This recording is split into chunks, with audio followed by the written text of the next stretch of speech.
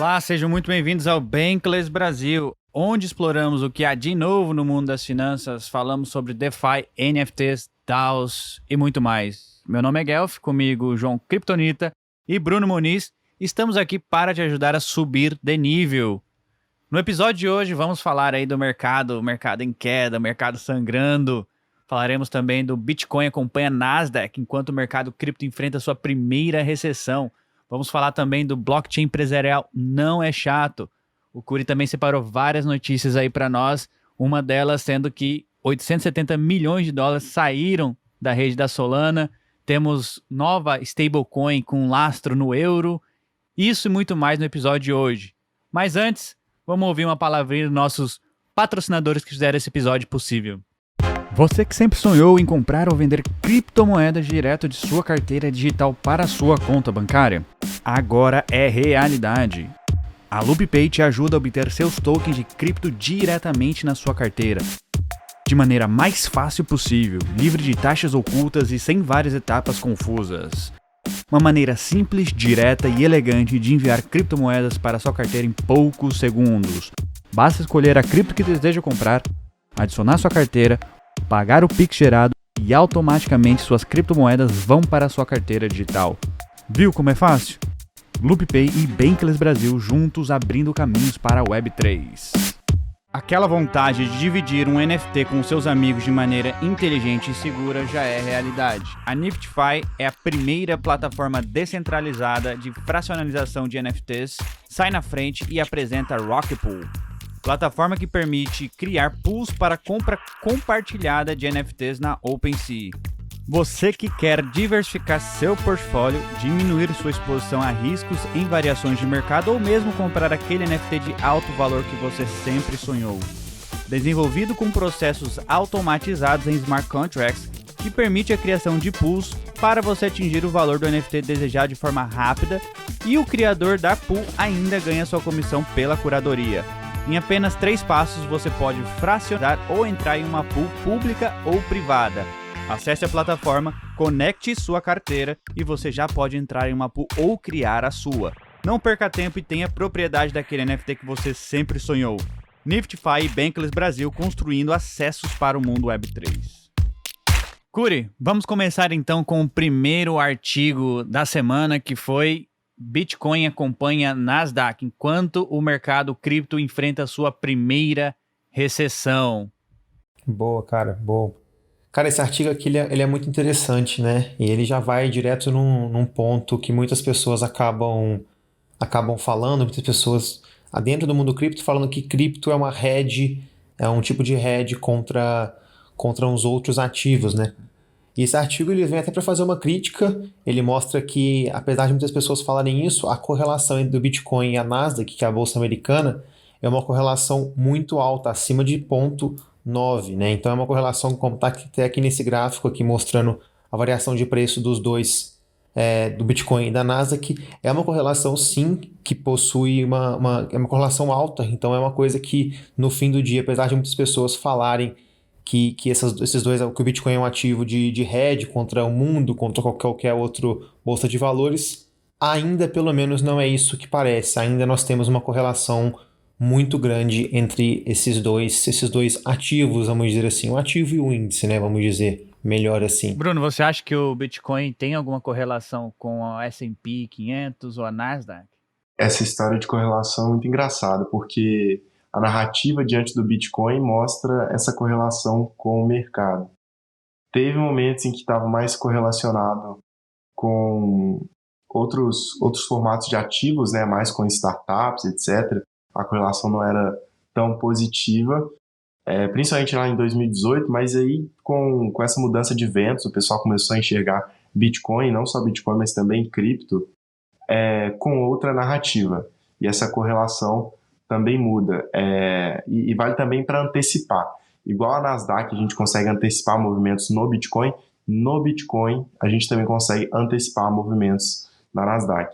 Boa. Eu acho que um ponto interessante da gente mencionar também, que é algo que cada vez mais eu também estou entendendo nesse mercado, no mercado cripto, é que por mais que a gente fala muito de blockchain, smart contract, computador, máquina, e cada vez menos falando de humanos, vamos dizer assim. A gente até comentou na semana passada um artigo que saiu aqui no Bankless, basicamente, acho que as duas faces do Ethereum, a face humanizada e a face de máquinas, mas no fim do dia, quem compra o mercado cripto ali, quem está comprando cripto, vendendo cripto, são pessoas, e pessoas vivem em situações diferentes, situações difíceis, situações que, por exemplo, situações de guerra. Então, por mais que muitas vezes a gente tenha uma expectativa muito grande de que o Bitcoin ou qualquer outro criptoativo vai se dissociar de outros ativos e de outros índices ao redor do mundo, a gente tem que lembrar que o mercado é feito de pessoas, lógico. A gente tem fundos também, mas atrás daqueles fundos também estão pessoas e temos um cenário macro global também.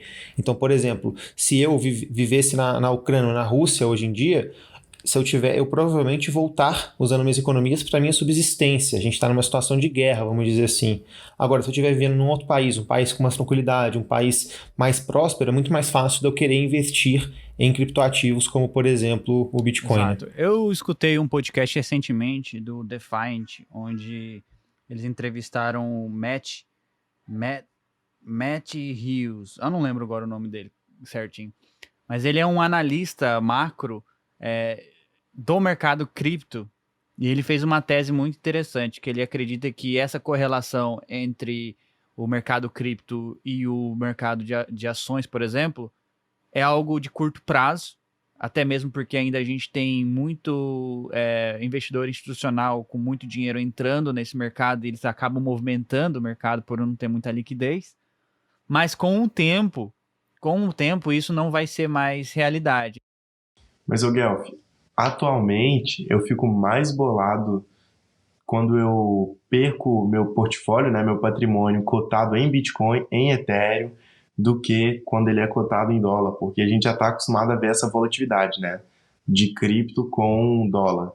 O triste mesmo é perder token. E ele acredita também que no futuro, você falou em token, no futuro, cerca de uns 10 anos mais ou menos, as ações como a gente conhece hoje na bolsa, elas poderão facilmente ser tokens, o token da Apple, token da Amazon. E é uma teoria muito vívida e cabível para o momento que a gente vive agora. Boa, artigo Blockchain Empresarial não é chato. Quer comentar um pouquinho pra gente, Bruno? Cara, esse artigo é muito bom. Ele é mais legal ainda pelo fato de a gente fazer uma tradução, né, direto lá da Bankless HQ, mas a gente tem um podcast dedicado a esse assunto com o Antônio Hoffert, da Criptonomia, né, aqui do Brasil, que traz soluções de blockchains corporativas. E esse artigo explora muito bem esse assunto, que às vezes a gente aqui que vive no DeFi, que vive com os JPEGs insanos, né, a gente não valoriza a blockchain voltada para o mundo corporativo. Mas ele fala de algumas soluções que já acontecem na Polygon e começaram a rodar no formato beta na mainnet do Ethereum, que trazem essa segurança, porque as empresas elas têm interesse, às vezes, em rodar dentro de um sistema de blockchain público, mas o problema é que nesse sistema de blockchain público, imagina você pegar do seu concorrente toda a sua cadeia de suprimento, quais são os valores de contratos que ela tem, quando, como ela compra aqueles seus suprimentos. Isso é assim, a vantagem competitiva das empresas. E como você faz para proteger isso num lugar onde tudo é público, tudo é aberto para auditoria? Aí vem as soluções para blockchains, no caso, soluções empresariais para as blockchains, para não ter que depender de blockchains privadas ou soluções fechadas, como a Microsoft vende diversas soluções corporativas, ou a Amazon Workspace, que são soluções ali de banco de dados para você fazer gestão de sua cadeia de suprimentos, etc., só que são privadas. A sua empresa não detém verdadeiramente aqueles dados. E é legal falar essas coisas, cara, porque muitas pessoas acabam achando que blockchain só fica restrito em criptomoedas, né, cara? E na verdade, não. Blockchain é muito, mas muito maior do que criptomoedas. E esse talvez seja um exemplo muito interessante para a gente falar, né? Porque cadeia de suprimentos, por exemplo, a gente tem até a VeChain aí, por exemplo, que é uma criptomoeda e uma blockchain bastante voltada para isso. E eu acredito muito, eu pessoalmente, que no futuro, cara, a blockchain talvez se dissocie em grande parte das criptomoedas, no sentido de que hoje a gente vê esses assuntos muito restritos. Mas, cara, é tão mais fácil quando você utiliza uma tecnologia blockchain para, por exemplo, auditar uma empresa, para fazer todo o controle financeiro. Então, apesar disso, cara, a gente pode ir muito, mas muito além. A gente não precisa ficar restrito a Bitcoin, Ethereum, outras criptomoedas. Blockchain é uma tecnologia descentralizada que serve como registro e um banco de dados para N coisas em N possibilidades, em empresas que a gente nem imagina poderiam conseguir, por exemplo, utilizar isso de uma forma muito mais eficiente do que eles fazem hoje em Essa dia. tecnologia da Polygon, que é a Starlight e o Nightfall, é basicamente uma forma de empresas criarem sua blockchain usando a Polygon para escalabilidade. Inclusive, esse meme que você está mostrando aí na tela agora frisa bem isso. Blockchain privada e centralizada. Muito bom, né, cara? Escalabilidade de transações privadas pela blockchain, pela Polygon em blockchains públicas. É esse o caminho.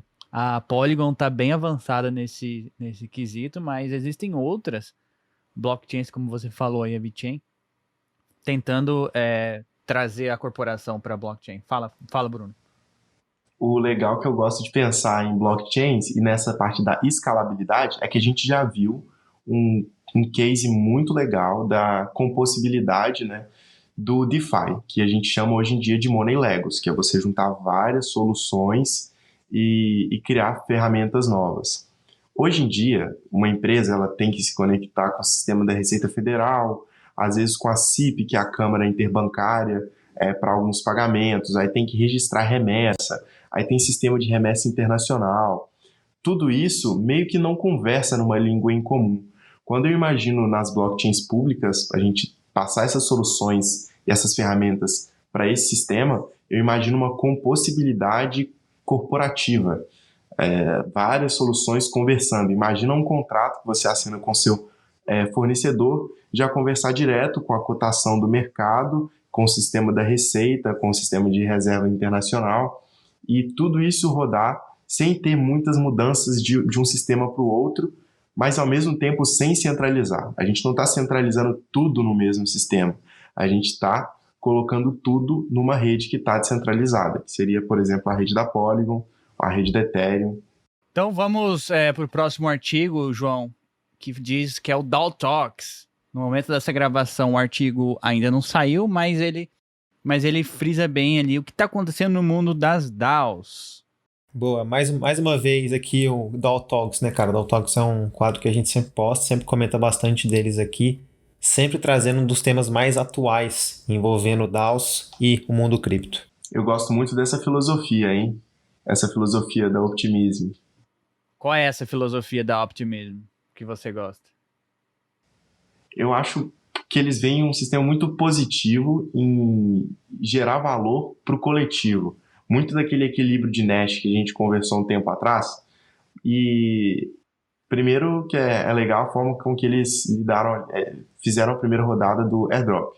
Né? E aqui também tem aquela casa lá no caso tem os cidadãos e tem várias casas ali dentro. É muito gamificado, parece, o sistema deles. E busca fortalecer as comunidades. Quando a gente fala de comunidade fortalecendo e criando nova forma de se organizar, eu só vejo DAO como um subjetivo. Boa, e é legal a gente falar que a Optimism também é uma solução de camada 2 aí, né? Só para relembrar o pessoal que tá vindo com tudo, já fez um airdrop igual o Bruno mencionou aí, tá com uma teoria muito interessante de quase me lembra o parlamento inglês, de Casa dos Lords e Casa dos Comuns, salvo o melhor juízo. Então, cara, é uma tese muito, muito massa e eles estão construindo um ecossistema todo de uma forma muito interessante. Até o Vitalik que elogiou eles há um tempo atrás no Twitter. Então, cara, quando você for ver esse episódio, já vai estar no ar esse artigo aqui. E a gente super recomenda que você acompanhe nossos artigos do DAO Talks, que eles são, cara, muito, muito interessantes e sempre com temas muito, muito massa. Guelph, quer comentar alguma coisa aí, cara? Inclusive a Optimism vai ser a primeira blockchain, o primeiro projeto a praticar, levar em consideração aquele artigo que o Vitalik escreveu sobre os Soulball Tokens. Então a ideia deles é criar um NFT não transferível para ter essa divisão de governança na DAO. Nossa, Guelph, quando eu ouvi isso, eu explodi, cara. Eu não tinha ouvido esse termo. Nossa, eu fiquei super bullish, porque Hoje em dia, a gente tem com as chaves privadas aquele conceito, né? Se você tem as chaves privadas, você é dono do que tem ali naquele vault, né? Naquela chave pública, o que está guardado ali, você é dono daquilo, porque você tem a chave privada.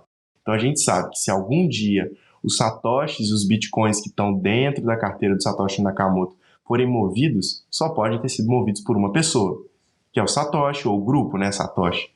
Então eu fico pensando, se você tem aquilo na sua carteira, você é dono. Mas se você tem um NFT que não pode ser transferido, é como se você estivesse levando a importância em ter as chaves privadas daquilo ali.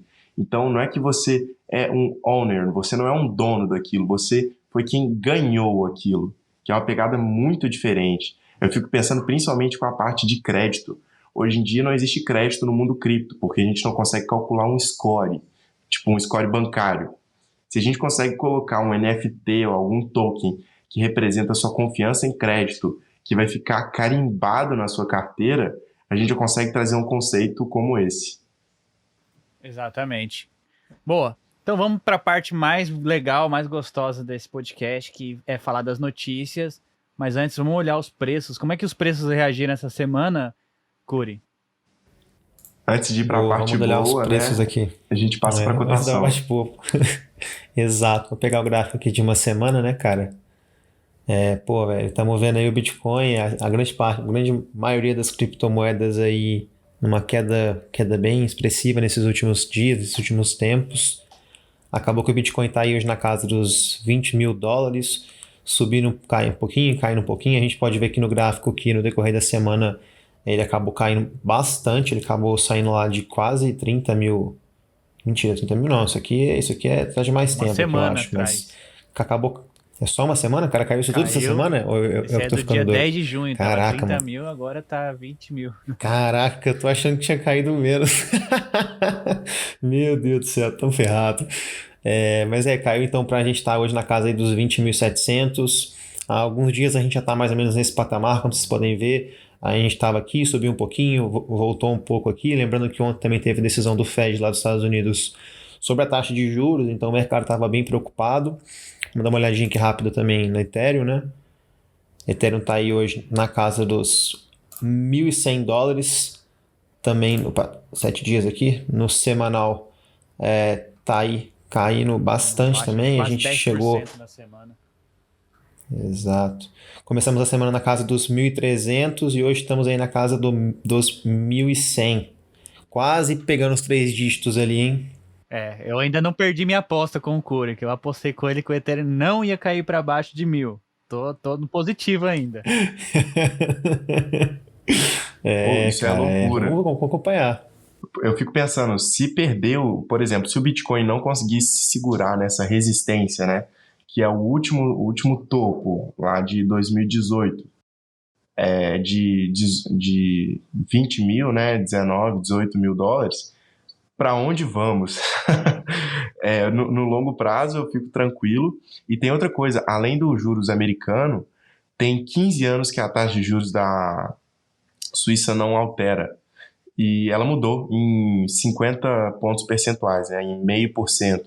Então, assim, poxa, a inflação está sendo sentida até nesses países e eu acho que o nosso Banco Central aqui, ele agiu antes do Banco Americano, do Banco Central Americano, do Fed.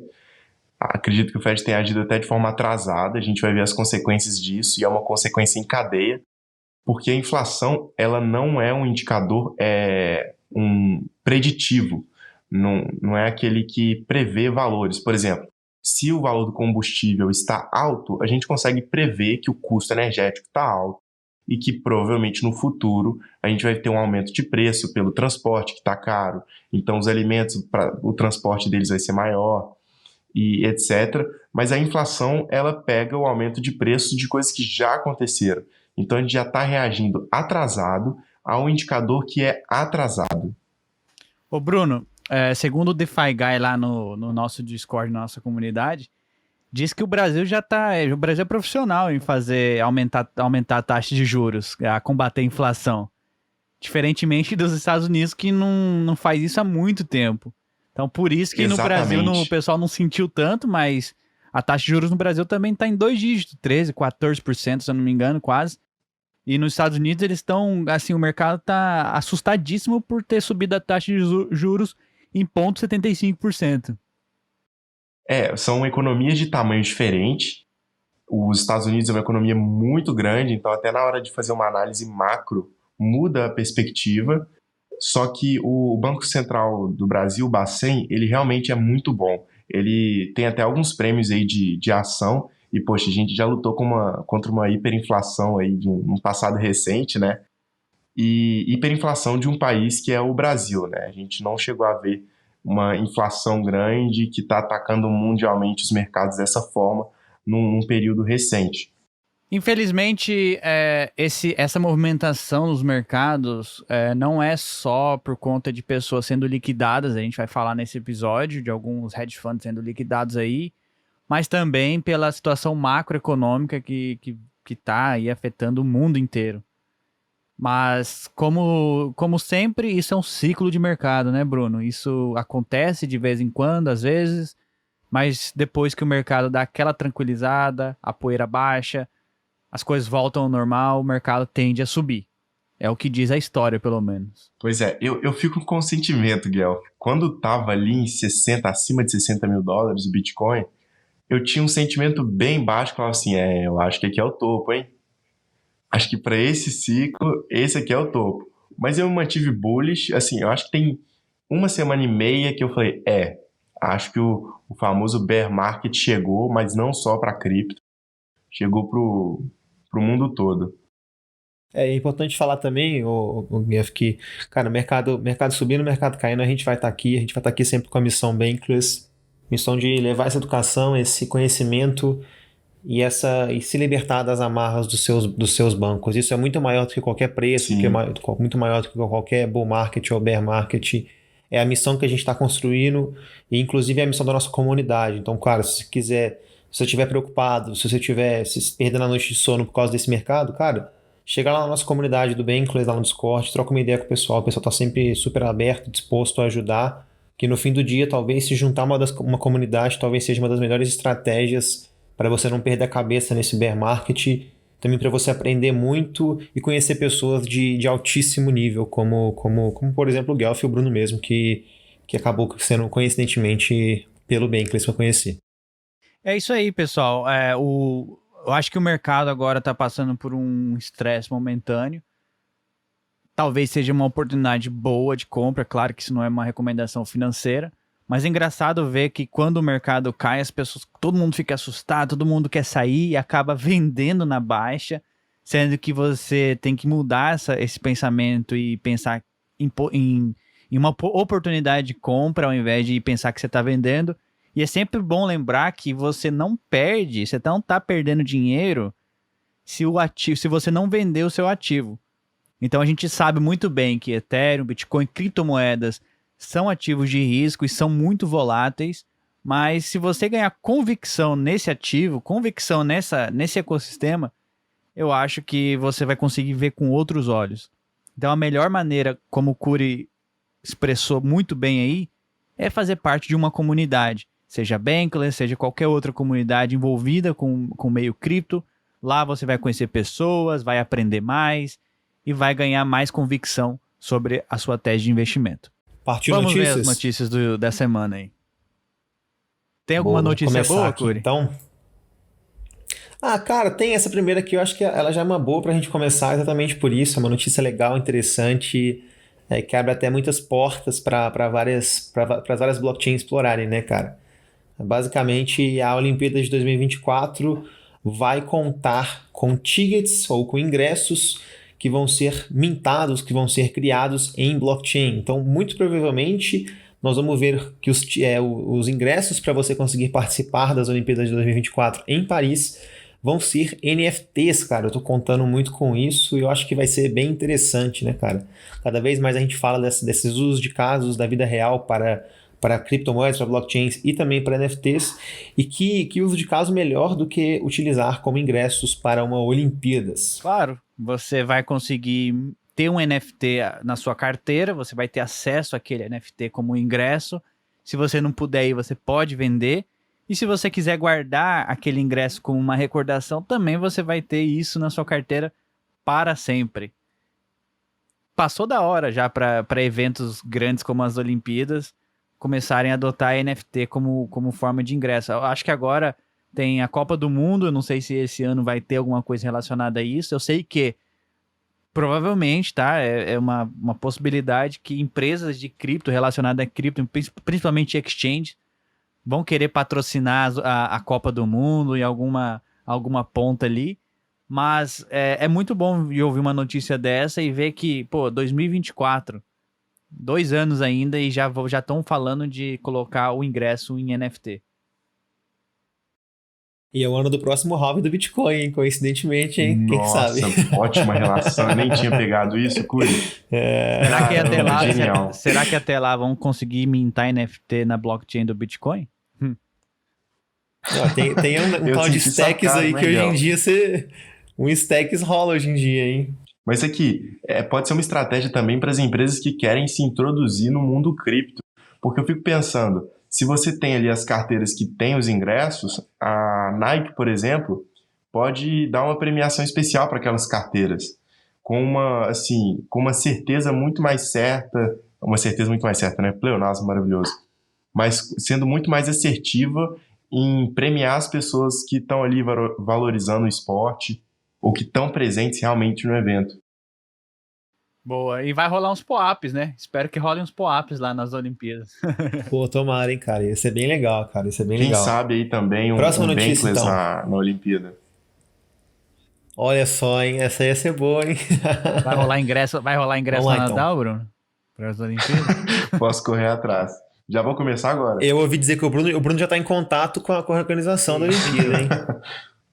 Segue aí, Cúria. Próxima notícia. MicroStrategy CEO Michael Saylor diz que esse momento de mercado que a gente está vivendo agora talvez seja um ponto de entrada muito bom para comprar Bitcoin, né? Então acho que igual o Guelph estava mencionando agora há pouco, né, cara? Isso nunca vai ser recomendação de compra ou de venda de qualquer ativo financeiro, mas a gente sabe que, por comparação com há tempos atrás, o Bitcoin estava, por exemplo, 64 mil dólares e hoje, igual a gente mostrou, está lá na casa dos 20 e poucos mil dólares. Então, não sei, às vezes quem está querendo uma oportunidade de entrada, quem estava reclamando que o Bitcoin lá em cima estava caro, às vezes isso pode ser uma boa oportunidade de compra.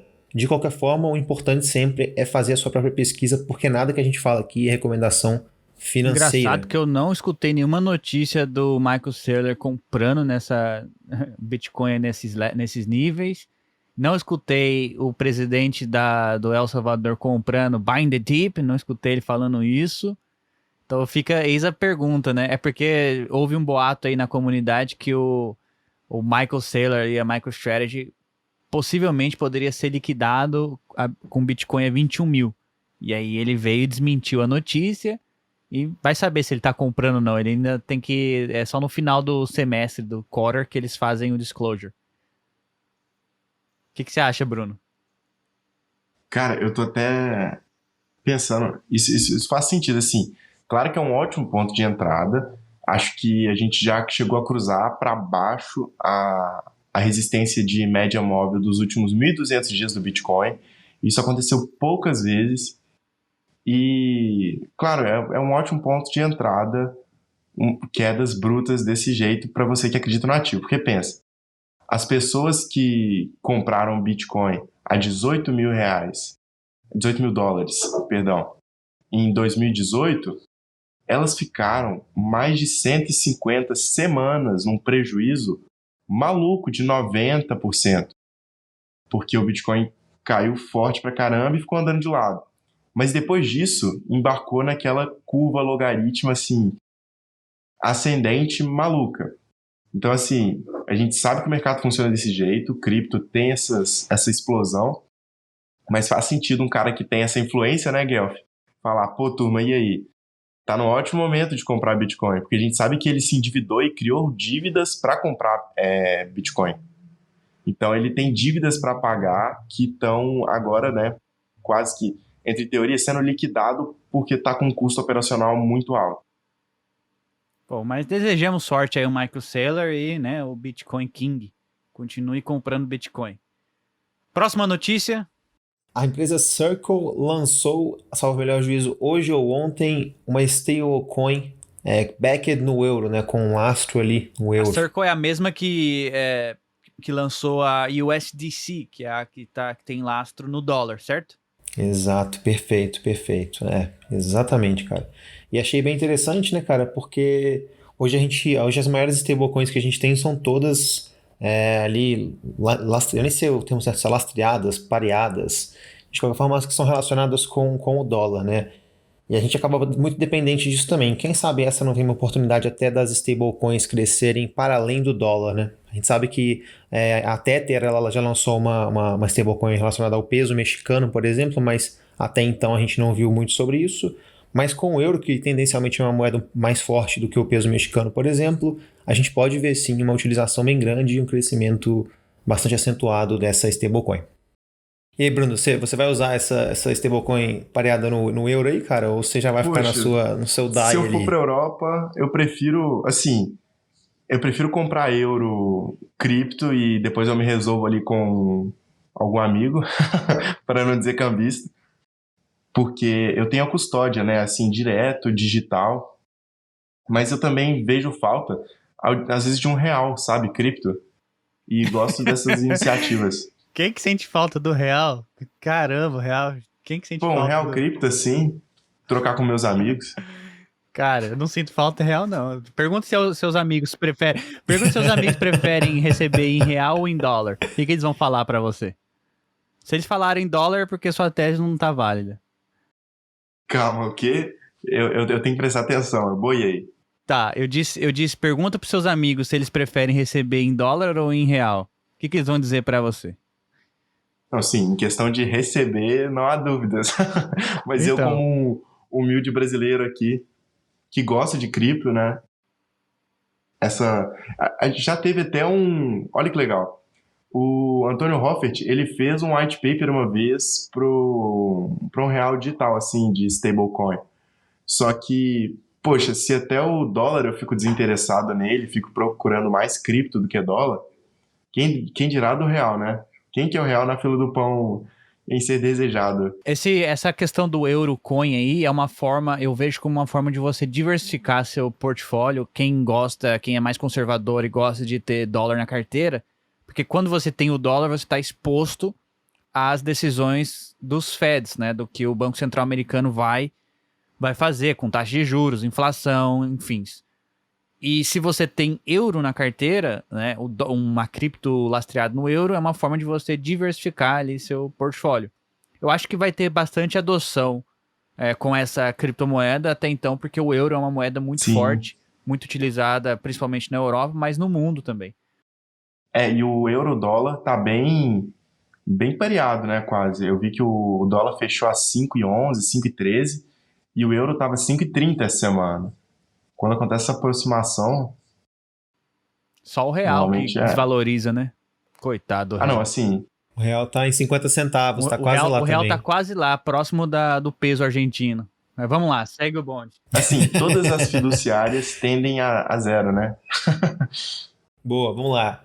Essa aqui é pra você. Essa aqui é pra você, Guelph. Essa aqui eu quero ouvir de você, cara. O que aconteceu com a Celsius, cara? O que é a Celsius primeiro e o que tá acontecendo, cara? Que esse mercado doido aí e agora acabou batendo até na Celsius. Boa. A Celsius é uma exchange norte-americana. Eles vieram com uma missão ali, o marketing deles é: venha para a Celsius e você vai ganhar até 18% de juros na sua stablecoin. É o Susto, famoso hein? é o famoso CeFi, né? Centralized Finance, não é DeFi, CeFi. E o que acontece? Eles estavam oferecendo 7 a 8% de juros em cima do seu Ethereum para atrair novos clientes. Eles já estavam com mais de 1,5 milhão de clientes, se eu não estou enganado. O pessoal comprando Ethereum e ganhando juros, certo? Mas ninguém sabia o que estava acontecendo no backstage. O que a Celsius estava fazendo com o dinheiro, com os Ethereums das pessoas. Basicamente, a Celsius estava usando o DeFi para gerar esses juros. Pegava o Ethereum das pessoas, colocava como staking, Aí pegava o staking, colocava na Aave, fazia um empréstimo colateralizado com stablecoins, pegava essas stablecoins, colocava em outro protocolo para render juros, e só assim eles conseguiam pagar ali pro pessoal. Porém, há uma grande diferença entre Ethereum e o Staked Ethereum, que é o Stake Ethereum líquido. Para você ter essa moeda Staked Ether, você precisa travar, né, fazer o staking dos seus Ethereums na Beacon Chain usando algum protocolo, seja Lido, seja a Rocket Pool, enfim. Ou você faz direto. Se você fizer direto, você não consegue sacar seu Ethereum novamente. E foi basicamente isso que aconteceu com a Celsius. Eles estavam pegando os Ethereums dos clientes, colocando na Beacon Chain, fazendo o staking, eles não conseguem sacar isso. Parte disso eles estavam usando a Lido Finance para fazer o staking, e aí eles recebiam um Ethereum líquido, só que não existe liquidez suficiente para Celsius. Tipo, eles têm muito dinheiro ali em Staked Ether e não tinha liquidez suficiente na pool lá na Curve. E o que aconteceu? As pessoas, os clientes, fizeram o famoso run to the bank, correram ao banco, queriam sacar, tentaram sacar de uma vez todo o dinheiro, todo o Ethereum travado ali na Celsius, e a Celsius ficou insolvente. É essa a tradução, não insolvent. Não tinha dinheiro para pagar todo mundo. E o que aconteceu? Eles bloquearam saques, bloquearam depósitos, bloquearam transferências. Nisso, a Celsius estava maluca tentando levantar fundos para não ser liquidados. Eles foram liquidados em algumas posições. Queriam vender o Staked Ether, não tinham como vender, e eles estavam prestes a ser liquidados. Aí, muito recentemente, a Celsius conversou com o grupo Citi, o Citibank, que é um bancão americano, o Bruno deve conhecer, para pedir ajuda, né? Não ajuda, disseram no relatório que não é ajuda financeira, mas sim uma ajuda, assim, uma dica de como sair dessa situação. Mas acho que todo mundo viu essa notícia e falou, pô, o Citibank provavelmente vai dar um bailout ali para Celsius para resolver essa situação. Mas, mais uma vez, é uma exchange, uma CeFi, aconteceu esse problema todo, não é público, as pessoas não sabiam o que estava acontecendo, justamente porque eles não são DeFi, não é transparente, auditável. Isso, na minha opinião, perdeu total credibilidade no mercado. Eu que sou um usuário, tinha conta na Celsius, eu não pretendo usar mais a Celsius, e eu acredito que muitas pessoas que souberam dessa notícia também não vão usar a Celsius para isso. E é mais um player aí no mercado, querendo alavancar, fazer empréstimo com dinheiro das pessoas, e no final não tinha como arcar com prejuízo. Boa, muito bom. Você também tinha conta na Celsius, ou Bruno, você tá fora dessa? Cara, eu só abri a conta, não cheguei a... Guelph, muito boa a explicação, tá? Não cheguei a utilizar. E é legal que... Legal não, mas é importante destacar que insolvência e falta de liquidez não acontece só no CeFi, nas finanças centralizadas. Mas acontece que no CeFi você é sujeito àquilo. Você às vezes não está escolhendo, não está totalmente ciente. Um exemplo aqui. Nessa queda maluca, eu tinha alguns tokens ali daquele Ethereum to Fly, sabe? Aquele que fica 2 vezes alavancado a volatilidade do Ethereum. E ele faz isso utilizando o protocolo da Aave. Só que ele é um token ali formado pelo token SETS que tem uma liquidez determinada. Com o mercado muito agitado, principalmente comigo utilizando a Polygon, que é uma rede de segunda camada, já não tem toda aquela liquidez da mainnet, em certos momentos ali eu não consegui fazer a troca, ou seja, do token para dólar ou para Matic, porque não tinha liquidez, a liquidez estava baixa ao ponto de da minha pequena movimentação, que era um valor muito baixo, já atrapalhar muito, eu já ficava assim muito dependente a aceitar preços muito baixos ou assim inacessíveis para a troca que eu estava buscando. Além das taxas que estavam muito altas. Então, assim, a insolvência ela acontece sempre que tem corrida por liquidez, que é quando as pessoas estão tirando ali seu dinheiro de operações complexas e alavancadas do mercado, correndo para ativos mais líquidos, porque, por exemplo, eu não consigo pagar alguém numa operação financeira, sabe? Vou falar assim, poxa, eu vou te pagar aqui R$ 40 em Ethereum alavancado. A pessoa não vai aceitar, mas se eu falo que eu vou pagar às vezes R$ 40 em Ethereum, a pessoa aceite, porque são ativos mais líquidos. Boa. E é bom sempre lembrar daquela frase que o Curi fala todos os episódios. Se você não é dono da sua chave privada, você não é dono das suas criptomoedas. Por mais que a gente gosta de corretoras, que eles fazem um bom trabalho de onboard de novos usuários, você precisa aprender como faz para tirar suas moedas da corretora.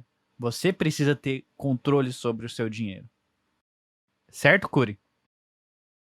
Maravilhoso, Guelph. É exatamente isso, cara. E isso vai muito em linha com tudo de cripto, cara. A gente precisa aprender a ter autonomia e a controlar o nosso dinheiro de verdade. O dinheiro que a gente deixa no banco, no fim do dia, não é dinheiro. É alguns números na tela ali que a gente acredita que o banco tem as reservas deles, mas que muitas das vezes nem isso eles têm. Vamos para a Só uma próxima pergunta para notícia aqui, vocês. então? Mas tem como eu vender o meu token direto da minha carteira sem passar por uma corretora e ter ele na vida real? Diz aí, Guelph. Conta pra gente. Não entendi sua pergunta. Você quer vender o seu token sem passar Tirar por da uma minha corretora MetaMask sem passar por uma corretora e ter o Tem. dinheiro ali na conta do meu banco. Tem a LoopPay. A LoopPay te ajuda a fazer isso daí. Guelph, eu fiquei fascinado com a LoopPay, cara. É uma parceria incrível da Bankless. Quem não testou, vale testar, tá? Nesse momento de liquidez e corrida, a Binance bloqueou saques de Bitcoin pela mainnet principal e outras redes. Para Polygon, a mesma coisa. E, cara, eu usei direto ali. Eu assim, tô quase desativando, mas não tenho por que eu ter conta na Binance, porque meia-noite eu precisando ali de vender ou comprar, usando o meu Pix, eu consegui vender Token Bank, comprar Token Bank, comprar Matic, às vezes pro Gas ali. É muito incrível a solução. Eles funcionam como um túnel. Eles não têm custódia sobre as suas criptomoedas. É um aplicativo brasileiro, fundado ali pelo Ricardo Pechara, se eu não estou enganado sobre o nome dele, Ricardo. Funciona como um túnel. Então você conecta, você não precisa, você conecta a sua carteira no aplicativo, no site deles, escolhe o ativo que você quer mandar. Eles vão gerar um QR Code para você mandar o Pix para aquele QR Code. Você manda o Pix e, tipo, vai para sua carteira. E essa operação demora o quê, Curi? Uns 5 segundos, né? Cara, é muito, muito rápido. É bizarro, surreal. Eu nem acreditei quando eu fiz também, velho. Eu não consegui nem abrir o e-mail de confirmação, já tinha chegado na minha Muito carteira. Boa. Doideira É um mesmo. produto maravilhoso que estamos aí, parceiros da Bankless nessa jornada, abrindo portas para o Web3. Segue a notícia, Curi. Boa, Guelph. Mais uma aqui para você explicar pra gente o que é a Three Arrows Capital e o que está acontecendo também nessa situação. A Three Arrows Capital é uma hedge fund, um fundo multimilionário que investe 100% em criptomoedas. Eles... a gente estava observando on-chain, que você consegue ver on-chain as movimentações, e tinha uma venda lá de mais ou menos 200 milhões de dólares de Ethereum staked, né, staked Ether, tentando trocar por Ethereum. E todo mundo achou que era Celsius, porque foi a maior transação até hoje. Mas descobriu-se que foi a Three Arrows Capital, uma hedge fund aí também com a mesma situação da Celsius, insolvente. Não tinha dinheiro para arcar com os prejuízos ali. Então eles começou esse FUD no mercado, que eles não iam ter dinheiro para pagar, para não serem liquidados, acabaram acho que sendo liquidados, tiveram que vender um monte de dinheiro, um monte de ativos, desculpa, um monte de Ethereum tiveram que vender na baixa para poder pagar as dívidas. E eles tiraram $1 milhão de uma das contas de uma outra hedge fund que tem uma conta na Three Arrows Capital, uma hedge fund de Hong Kong, falaram assim, postaram, pessoal, eles tiraram 1 milhão aqui, não falaram nada com a gente, e a gente não sabe, por favor, nos devolve o dinheiro. Então tá rolando, assim, um drama no Twitter. É difícil até explicar qual foi a resolução desse problema, porque eu ainda não sei qual foi o que aconteceu. Mas eu vi que o pessoal da Three Arrows Capital não se pronunciaram. O Sizu, que é um dos donos ali, tirou todos os nomes de criptomoedas que ele tinha na bio do Twitter. Então tá uma situação muito estranha.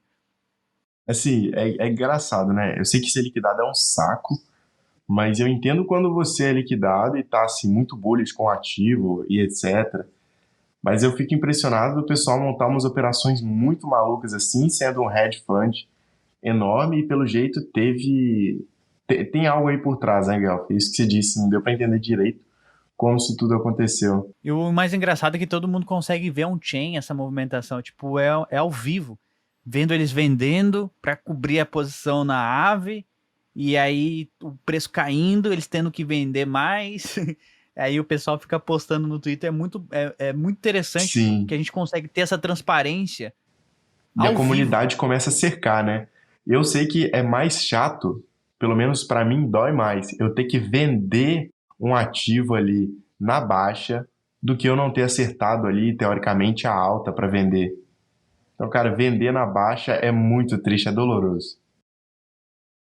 Olha, eles venderam, ali tá dizendo no Twitter que eles venderam 223 mil Ethereums, 264 milhões de dólares para evitar a liquidação, e venderam num preço muito baixo. Muito baixo. Boa, é aquela coisa, né, cara? Não adianta fugir e se esconder no mundo do blockchain. O mundo do blockchain é transparente, descentralizado e público. Até que se prove o contrário, ele é público, vamos dizer assim, para as melhores criptomoedas assim. Então tudo pode ser auditado ali on-chain. Não adianta ficar querendo esconder as coisas, não. Vamos então para a última notícia do dia, Vamos então, para a Guelph? última notícia. Boa. Vamos lá. Preço do token Sol caindo horrores e o TVL, que o Guelph já vai explicar pra gente o que é TVL, caiu 870 milhões de dólares em 3 Eu me assustei dias. com a notificação que eu recebi aqui da CoinGecko. Eu vi ali a Solana chegando a 30 dólares, eu falei, que isso? Que loucura é essa? E cavando fundo ainda para baixo. O que aconteceu? Então, o que acontece é o seguinte, essas novas blockchains, especificamente Solana, Avalanche, Harmony One, todas essas blockchains, não necessariamente são blockchains ruins, mas elas pegaram o momento do mercado de alta, elas iniciaram suas operações num bull market frenético, onde tudo era up only. Você podia fechar o olho, tacar uma flecha que você ia ficar rico. Mas nem sempre, nem tudo é flores, né? Nem sempre o mercado sobe, nem sempre o mercado está em alta. E aí agora nós entramos num bear market muito forte, porque envolve não só problemas dentro do universo cripto, desde lá atrás com a Luna, agora a gente está vendo Celsius, vendo aí a Three Arrows Capital, mas também a macroeconomia mundial, o que está acontecendo no mundo, os Fed subindo juros, guerra na Ucrânia e na Rússia. E aí entramos nesse bear market bem forte. Ethereum, Bitcoin são as blockchains que já sobreviveram a outro bear market muito feio também em 2018, 2017, 2018, quando teve o boom das ICOs. Mas essas blockchains novas é a primeira vez que eles estão passando por esse bear market. E se ela não tem usuários, não tem infraestrutura, não tem dev suficiente, a tendência é que ela perca, ela caia, ela termine, acabe, não tenha mais usabilidade. E a Solana, infelizmente, ela caiu, ela ficou offline diversas vezes. Por quê? Eles estão priorizando a velocidade ao invés da estabilidade. Então, para eles vamos fazendo e se der erro, tá tudo bem. Porque todas as vezes que cai a blockchain, eles dão a mesma desculpa. Ainda está em beta, ainda está na fase de testes. E a gente está melhorando, Porém, a Solana foi a chain que mais ficou offline esse ano. Média de 2 vezes por mês. Isso é preocupante. para você movimentar dinheiro numa chain e não conseguir tirar, isso é um pouco preocupante. Então, em 3 dias, eles perderam um TVL, que é um Total Value Locked, é o tanto de dinheiro que está travado na blockchain, mais de 870 milhões em 3 dias. Isso é um número muito significativo para uma blockchain pequena como a Solana. Aliás, não é tão pequena porque é avaliada em alguns bilhões de dólares. Mas é um número muito significativo de valor que saiu. Saiu simplesmente porque a blockchain não tá atraindo novos usuários. Não tem o que fazer ali, não tem usabilidade nesse bear market. E as pessoas ficaram preocupadas, né? Falaram, vou deixar meu dinheiro numa chain que cai nesse bear market? Não, prefiro sacar, deixar em dólar e voltar para as outras posições mais líquidas ali, Bitcoin ou Ethereum. Eu acho que isso é um ciclo de mercado. A gente passa por uma fase up only, muita especulação, muita gente ganhando dinheiro, muita gente ficando rico, muitos projetos surgindo, e depois vem o bear market e faz aquela limpa, né? Tira os projetos que não são bons, as pessoas tiram dinheiro dos projetos especulativos, e isso talvez seja saudável para o mercado. Tem gente que argumenta isso, que fica dividido, talvez não é saudável ter esses bear market, mas na minha opinião é até saudável, porque limpa aqueles projetos que não tem dinheiro, que fizeram uma over promessa ali e não cumpriram, que, enfim, não estão fazendo a coisa certa. Isso dá uma certa resistência ao mercado, uma certa limpeza ali dos projetos ruins. Exatamente, né, cara? E eu queria perguntar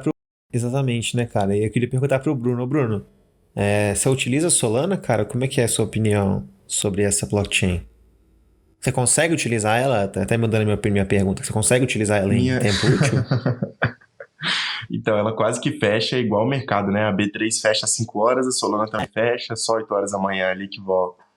Mas a minha história com a Solana ela é engraçada. Eu acho que eu nem cheguei a contar para vocês. Quando eu comecei a buscar os fundamentos de cripto, eu vi a Solana.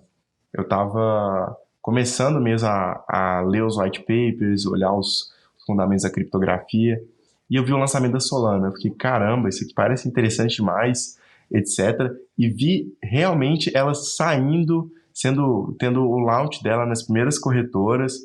Antes eu usava, eu acho que o Blockfolio, não lembro. E cheguei a comprar várias Solanas inteiras, assim, porque ela estava muito barata. Eu cheguei a comprar ela a $12, aí vendia a 20, tipo assim, caramba, velho. Ainda com aquela cabeça Muito de B3, lucro. né? Que lucro monstruoso que eu tive aqui. Vou contar pra minha família. E depois eu larguei ali o Blockfolio, comecei a olhar outras coisas, tipo a Cardano e tal. Eu tava viajando ali. De repente eu olho e a cotação dela tá $180. Eu fiquei, que é isso aqui, cara? Eu vi o lançamento dela, eu vi o projeto, li o white paper ali, né, a proposta, mas ela realmente fica mais offline do que online, né? Se for pensar numa blockchain que é para ser algo sólido, ficar, igual o Guel falou, essa média, eu não sabia dessa métrica, 2 vezes no mês, cara, eu acho que nem o Facebook aí, o WhatsApp chega a cair tanto, né? Só o Vitor que cai mais que a Solana. Isso é fato. Um abraço aí pro Vitor. Muito bom. E falando de Solana, só para finalizar, o preço do ativo em si, ele tá em queda também. Nos últimos 7 dias, se eu não me engano, deixa eu olhar aqui. Ele caiu, tava em torno de $39, avaliado em $39, caiu para $31. Se você olhar no último ano, ele teve uma queda de quase 90% do ativo, que estava 180, chegou a $236, a máxima histórica da Solana, e caiu hoje para $30. É difícil falar que o projeto, assim, tem muita gente por trás, muito hedge fund ali, muita instituição por trás do projeto, ajudando, e eu escutei uma vez que a Solana em si, é um projeto criado por pessoa de TradFi, pessoa que está acostumada com o mercado financeiro. Tem ali a FTX, que está backing a Solana, tem outros caras que gostam de trade, enfim. Eles estão optimizando a blockchain para isso. Mas eu não consigo imaginar hoje, tá? Eu posso estar errado amanhã, mas hoje eu não consigo imaginar a Solana sendo a principal chain ali para essas ações da Bolsa de Valores migrarem para ali. Eu não vejo isso, porque eu prezo muito pela segurança da blockchain e pela estabilidade da blockchain. Então, hoje eu não vejo isso. Você que sempre sonhou em comprar ou vender criptomoedas direto de sua carteira digital para a sua conta bancária? Agora é realidade. A LoopPay te ajuda a obter seus tokens de cripto diretamente na sua carteira, de maneira mais fácil possível, livre de taxas ocultas e sem várias etapas confusas. Uma maneira simples, direta e elegante de enviar criptomoedas para sua carteira em poucos segundos. Basta escolher a cripto que deseja comprar, adicionar sua carteira, pagar o Pix gerado e automaticamente suas criptomoedas vão para a sua carteira digital. Viu como é fácil? LoopPay e Bankless Brasil juntos abrindo caminhos para a Web3. Aquela vontade de dividir um NFT com seus amigos de maneira inteligente e segura já é realidade. A Nifty-Fi é a primeira plataforma descentralizada de fracionalização de NFTs, sai na frente e apresenta a Rock Pool, plataforma que permite criar pools para compra compartilhada de NFTs na OpenSea. Você que quer diversificar seu portfólio, diminuir sua exposição a riscos em variações de mercado ou mesmo comprar aquele NFT de alto valor que você sempre sonhou. Desenvolvido com processos automatizados em smart contracts, que permite a criação de pools para você atingir o valor do NFT desejado de forma rápida, e o criador da pool ainda ganha sua comissão pela curadoria. Em apenas 3 passos você pode fracionar ou entrar em uma pool pública ou privada. Acesse a plataforma, conecte sua carteira e você já pode entrar em uma pool ou criar a sua. Não perca tempo e tenha propriedade daquele NFT que você sempre sonhou. Nifty-Fi e Bankless Brasil construindo acessos para o mundo Web3. Mas é isso, Curi. Eu acho que após essa notícia, a gente pode encerrar o episódio de hoje. Lembrando que nada falado aqui hoje foi nenhuma recomendação de investimento. Façam suas próprias pesquisas, usem a Bankless como um dos seus locais de pesquisas aí. E é isso. Ô Bruno, faz um pitch aí pra galera entrar lá na nossa comunidade. Cara, mais importante do que conhecer os fundamentos e entender todo o conhecimento que é publicado ali no nosso Substack é conhecer onde buscar ajuda e conhecer pessoas que também acreditam nesse sistema de legado, né? Nosso Discord já conta com mais de 1.000 pessoas que estão ali buscando e construir todo esse ecossistema. Se você não sabe onde buscar ajuda, eu acho que não existe lugar mais seguro do que o nosso Discord, porque ali tem vários moderadores que estão de olho nas informações que estão sendo publicadas, especialistas que estão ali para te responder. Se você não entende aí como que é uma chave privada, derivada, como é que funciona uma blockchain, as pessoas vão te responder. Ou se você está com dúvidas malucas sobre a matemática do ZK, vão ter ali matemáticos para te responder. E é por isso que eu acho lá incrível. É um ambiente super confortável para você trilhar seu caminho de aprendizagem. Ali, Guelph, não é um grupo de sinais, não vai ter call de criptoativos, mas com certeza ali você vai construir a mentalidade, os modelos mentais certos para desbravar esse universo cripto. E Guelph, um detalhe, para as pessoas que chegaram até aqui e subiram de nível durante o podcast, vale deixar aquele like para quem está assistindo a gente pelo YouTube e também dar 5 estrelas no Spotify, porque isso ajuda a espalhar a palavra Bankless para mais pessoas. É isso aí, pessoal. Lembrando que estamos a caminho do desconhecido e essa é a fronteira e não é para qualquer um, mas estamos muito felizes de tê-lo aqui conosco nessa jornada. Muito obrigado e até a próxima.